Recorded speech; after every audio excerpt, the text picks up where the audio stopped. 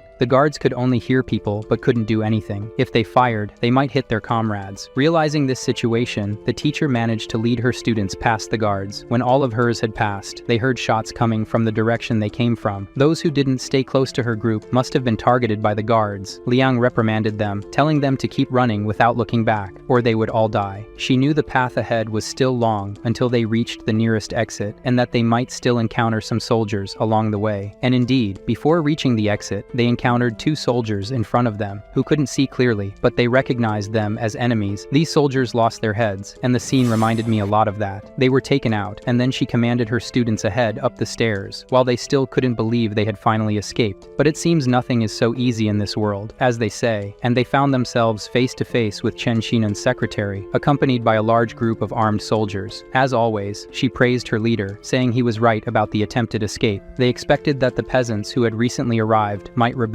and try to escape, but they didn't expect Liang to return to the base after escaping just to save these miserable students. At this moment, Liang tried to calm the woman, suggesting they should talk and negotiate, but the woman wouldn't accept any betrayal against the Xinshan base. She made it clear that a traitor would always be a traitor and there should be no forgiveness. But before that could happen, they were surprised by a shot that pierced the brain of one of her soldiers. These helmets weren't worth a damn. Zhang Yi emerged to eliminate the soldiers, while the woman ordered the soldiers to focus on Zhang Yi and kill him quickly. As for Liang, she instructed the students to stay where they were because she needed to go help Zhang Yi. The teacher with League of Legends skills ran to the guards and began to increase her elimination points. The poor soldiers were caught off guard by Zhang Yi and his elite team on one side and the teacher on the other. It didn't take long for them all to be dealing with hell. Liang thanked for the support, and Zhang Yi said she deserved it. Although Zhang Yi told her it wasn't necessary to thank him, he knew very well that getting rid of these soldiers would be very difficult if Liang wasn't attacking them from behind and eliminating them. He ordered them to quickly retreat from this location. Her students were scared by this combat and didn't know what to do. As for Secretary Julie, she pretended to be hiding with her eyes closed so no one would see her, but when she heard Liang's voice, she tried to say it wasn't her fault and that she was just a secretary following orders. Tian was nearby and stopped the woman. She tried to plead and claimed innocence, but the boy grew angry just hearing those words. To him, it was an offense for her to call herself innocent. He performed a perfect surgery on her vocal cords, all of which was witnessed by his teacher. She was proud that her student was an excellent surgeon. Now Liang could thank Zhang Yi and ask for the second part of the agreement. Our kind protagonist said the guards at the entrance were already asleep. He took food and other things from his dimensional space to help them escape from this place. Zhang Yi warned that the teacher should stay and help attack the rest of the base. Her students could go alone. Of course, the students were afraid of being without the teacher's protection outside this place. Zhang Yi explained that all the soldiers outside had died. He also told the students that the leader of this place would surely send people to go after the fugitives. Liang became nervous at the thought, but Zhang Yi's reasoning was true.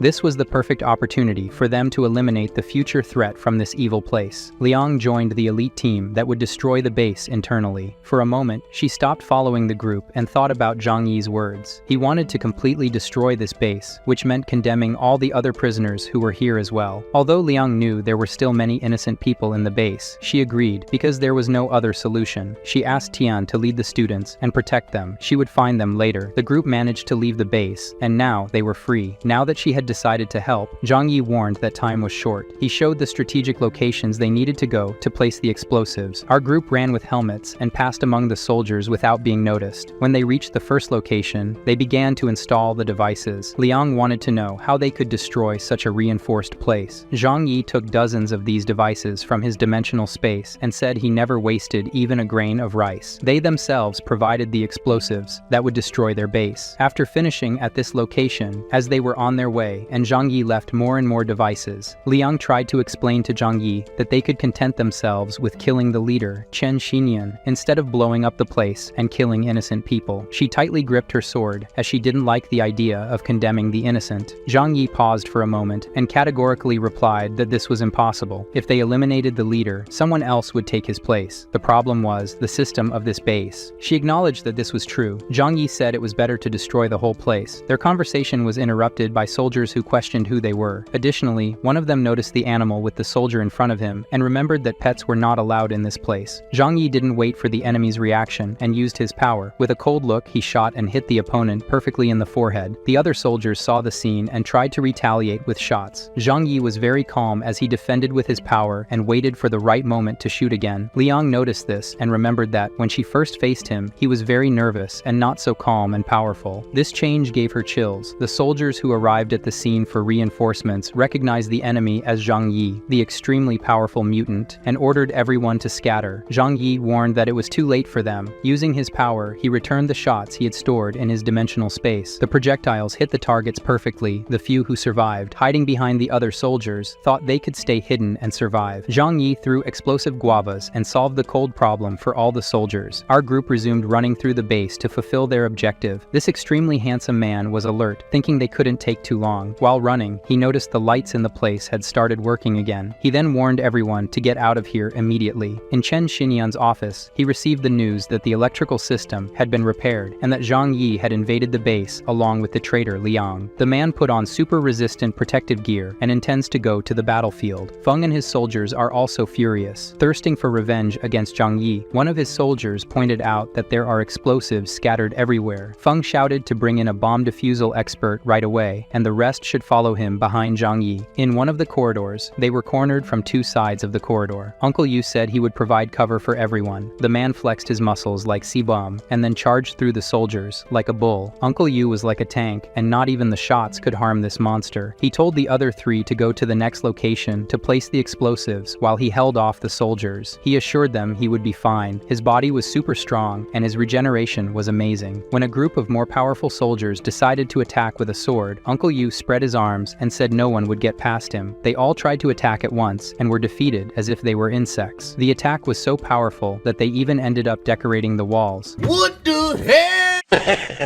Seeing this result, Zhang Yi was pleased and asked if they thought artificial mutants could compare to a natural mutant like Uncle Yu. The man, upon seeing the result of his attacks, was surprised. He hadn't exerted that much force. He told Zhang Yi he wished to encounter a real mutant to test his strength. Our protagonist said it would be better if that didn't happen. He even said he preferred not to have to fight anyone for the rest of his life. The three of them were caught off guard by one of the mutants who were on the list of the 6 mutant leaders of the base. A man with a strange mustache was alone. Zhang Yi attacked with his ability, and this person proved why he was one of the most powerful. With his firepower, he was rivaling Zhang Yi. The flames were melting the walls of the place. If they couldn't move forward, they would be trapped until the other mutants arrived. With their leader's order, the chubby one used his attack stealthily. The ice stakes nearly hit the fire mustache man. The man decided to use a special fuel he made, with which he could produce 10 times more fire. As he lit the flames, he challenged everyone to withstand his attack. A fire dragon headed towards our heroes. Chun used his ice power and easily defeated the fire dragon and wounded the mustache man. Quickly, the muscular Uncle Yi would destroy the enemy, but he was surprised by a fist so strong that it threw him many meters back. To Shang Yi's surprise, this mutant was Feng, the super strong mutant he thought he had left freezing under the avalanche. Feng, upon seeing the person who destroyed his pride, was motivated to get his revenge. Upon hearing his uncle's voice, Zhang Yi created a barrier to see if he was okay. The man who wanted a real fight to test his powers now had his arm destroyed by Feng's attack. The captain was calm again. He knew the only way out for his enemies was to get past him. Feng and the fire mustache here would surely be able to hold these people. On the other side of the corridor, the otaku Chun was worried about Uncle Yu and asked if he could continue. Zhang Yi retrieved something from his storage and applied it to his uncle. According to Zhang Yi, this would give him strength to suppress the pain and keep fighting. The little flower cat began to get agitated with the danger, but her owner reassured her that the girls didn't need to worry. Feng and his friends said he was cornered, and now there's no escape. They all paid the price. He questioned if Zhang Yi had hope of passing through all these people. On the opposite side, Chun was facing the soldiers, and his uncle was holding his wrist so he wouldn't fall to the ground. Although the situation was as bad as it could be, Zhang Yi was confident he could defeat them all. His confidence was shattered by one of the mutants who has the power to cause illusions and attacked our protagonist directly. This genjutsu with Rinnegan would deeply affect the mind of our hero, but it was the girl who suffered the effects of his illusions. Something terrible made her fall, and those nearby felt part of the effect of it. Zhang Yi said that brain waves and genjutsu are also deflectable by his ability. Flower began her transformation, and all the heroes held on to this ball of fur. They all passed through the soldiers under the effect of hypnosis. Zhang Yi left a trail of grenades, and then when Feng managed to move, he was engulfed in flames. Chun, who was closer, could feel his butt burning too. Zhang Yi warned that as soon as they left, he would activate the explosives. It was almost time for this whole place to be destroyed. The soldiers knocked down a wall of the base to be able to exit,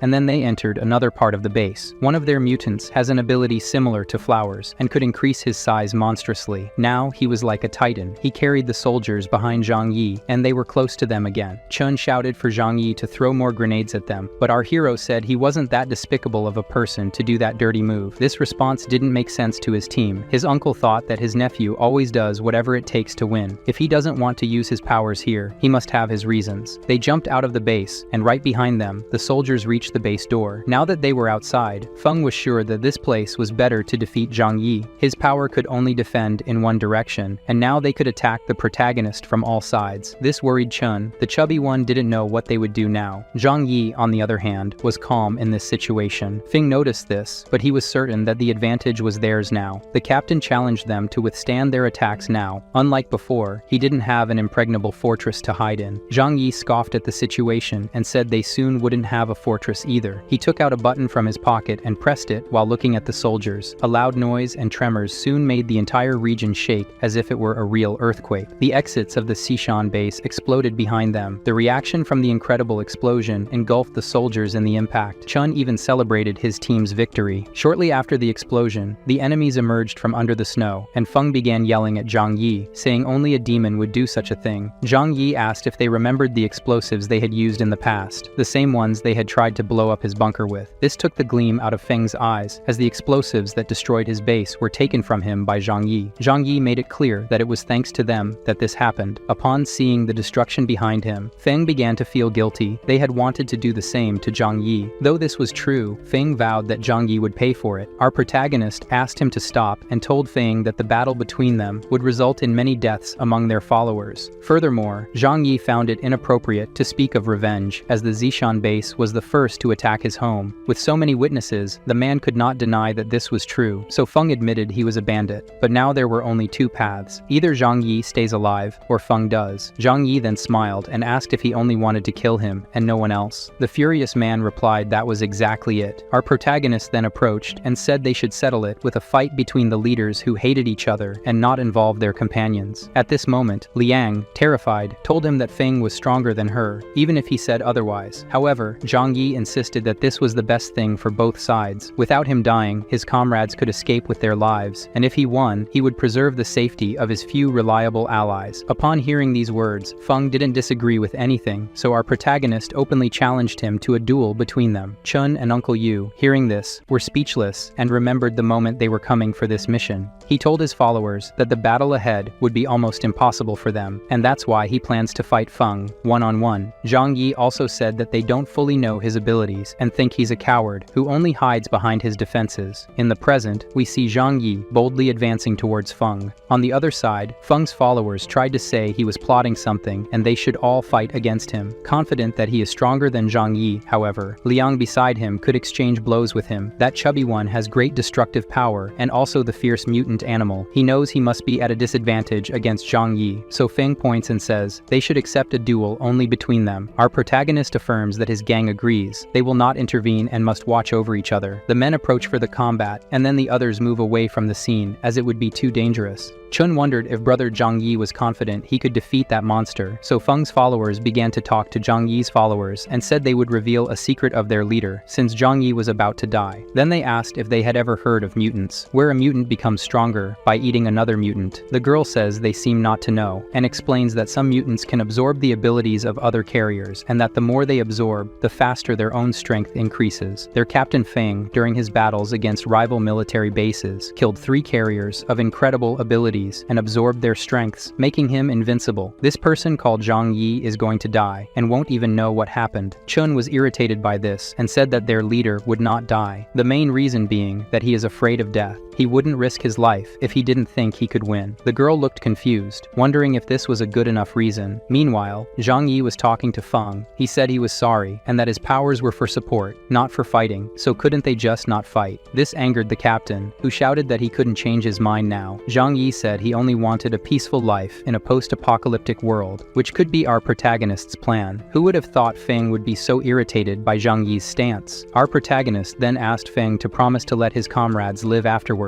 The captain was so furious that he decided to ignore Zhang Yi's conversation and suddenly decided to attack. Not staying still, our hero also advanced and used his abilities, and then the captain dodged. He knew Zhang Yi couldn't change the direction of the attacks. Then a cargo truck nearly crushed the captain. Zhang Yi said this was just the beginning, and dozens of cars and machines that he got in chapter 55. I challenge you to check if I'm not mistaken. Zhang Yi didn't think the utility of these things would be for a battle. Feng wanted to avoid using this and then cut a truck in half. Zhang Yi continued firing various objects, and then the super powerful and fast man dodged all of them. With these portals, Feng couldn't hit Zhang Yi with shots. The objects kept coming out, and then strange things started appearing. Suddenly clothes covered his vision, and then barrels of fuel surprised him. He couldn't cut or be hit by them. Zhang Yi brought his favorite weapon to his hand, and then ignited the fuel with a shot. Feng was now feeling hot, even though surrounded by snow. As the fire increased, Feng seemed to have resistance to fire, or his clothes could be special. Although the fire didn't have the effect of hurting, he couldn't see his target and again lost emotional control. Zhang Yi began to throw even more absurd things at the soldier. His years of puberty could have produced this. Feng became even more furious and was then surprised again by piles of trash. The man suffered no injuries, but now he seemed to be having a mental breakdown of rage. Zhang Yi then threw something that this time wasn't simple. These barrels had a target that Feng immediately noticed. This smell was seafood. Our villain said that no one in the world can be invincible. Everyone has weaknesses. Zhang Yi found out thanks to Xin that his file informed that Feng was allergic. Even with this, our villain continued to provoke Feng and ran from close combat. Zhang Yi threw luxury cars that I dream of having falling on my head one day. After a long time, Feng fell and didn't move anymore. Our villain looked at him and seemed not to trust it. He walked away and then set up a camp and decided to eat and warm up. After a few minutes, the Fallen Man became furious and began to pursue his opponent again. Feng couldn't reach Zhang Yi and was reaching his limit. Finally, he fell and cursed this ant. He wouldn't lose in a fight, but would he lose to such a despicable tactic? The Fallen Man, then Zhang Yi, set up camp again and waited. Exactly 30 minutes passed, and our favorite villain was full. He decided to check if Feng was pretending again. He shot him in the head, and there was no reaction. He approached and wondered if he really defeated the arrogant captain of the Shinshan base. He did one more test and threw a truck over him. Still no reaction, but it could still be an act. In that case, he took out a sword and performed a procedure that I cannot show here. Finally, it seemed that the captain had died. Zhang Yi approached to take his trophy. He was absorbing Feng's powers as he had done before. This time his eyes were blue. Zhang Yi was absorbing the most powerful mutant of all. After finishing this process, he felt amazing. Then his right eye began to hurt, and he lost his vision for a moment. Upon regaining his senses, something completely surprised Zhang Yi. With his gaze, he could distort objects at a distance and destroy anything. He was thrilled,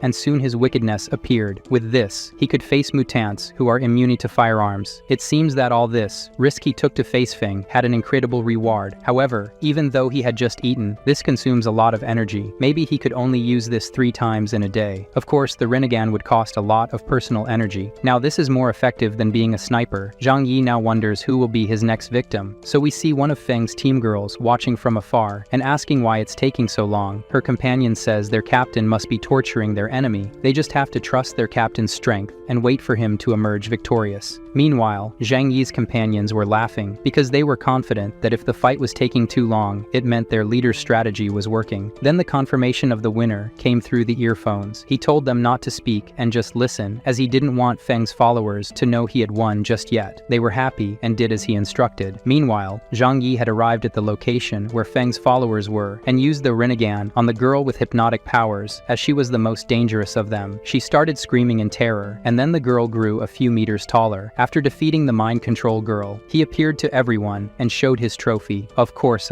his words left all of Feng's men in shock. They simply couldn't believe their leader had been killed by someone as weak as him. And so the battle between them began. With the attack of all their powerful allies, Zhang Yi shouted that he couldn't leave any alive. In a matter of seconds, they were all completely defeated by the three warriors. At that moment, Zhang Yi began to run toward the bodies of the dead to absorb their energy, as they were all leaders of original powers, not artificial ones. But he was surprised to find that he couldn't do it at all, and he couldn't understand why, even though he had managed to absorb Feng's power recently. Then he called Chen and Yu to try to absorb these powers in his place, but this time, they both failed, and he began to tell them that it had been discovered among Feng's men that only a few people are capable of absorbing others' powers. In the midst of their conversation, they were surprised by the cat, which approached one of them, the owner of the fire power, and then had dinner. Zhang Yi was confused and asked if he could absorb his power or not. It seems she couldn't either, so it was just a good appetizer for the flower. They returned to the entrance of the Shinshin base, and then Zhang Yi put a truck at the entrance of the place. Liang was curious about what he was doing. He just said she would see now. Then a huge explosion happened at the entrance of the base. The teacher now knew his intention. Now any enemy trapped in this place would have no way to escape. He withdrew cars for his whole team and quickly said they were going to another place. After driving for some time, Zhang Yi searched on his phone for information about the Shishan base. He wanted to find the secret exit that exists in that place. Soon they spotted a group of people. Liang was surprised and angry when she realized the man trying to escape in front of her was Chen Xinyan, the leader of the base himself, fleeing. He was horrified to realize that he had been found so quickly. He began to wonder why Zhang Yi had come after him. The man had left his wife and child behind to escape with his life. Zhang Yi and Liang got out of the car, and this scene gave me chills. Our villain of good approached and asked why the arrogant man was silent now. Chen Xinyan raised his hands to show he was unarmed. Besides, he's a powerful person, and if he dies now, the city's power will be unbalanced. If he does that, even more dangerous demons will come to take over this place. And indeed, his words had a slight impact on Zhang Yi, making him think and feel that there was a great possibility it was true. But even so, he snapped out of his thoughts and said no one would care about him from now on. Besides, he wasn't in a position to negotiate. At that moment, Liang began to get furious and told Chen Xinyan that she would avenge her students. The cowardly leader replied that he was forced to use every possible means to survive and help his followers survive. He spoke again to Zhang Yi and said that with Zhang Yi's incredible talents and his contacts, they could easily dominate the entire city. Our villain grew tired of hearing useless things and decided to activate his Kamui. Chen Xinyan's head was separated from the rest. His soldiers abandoned their weapons and any hope of leaving alive.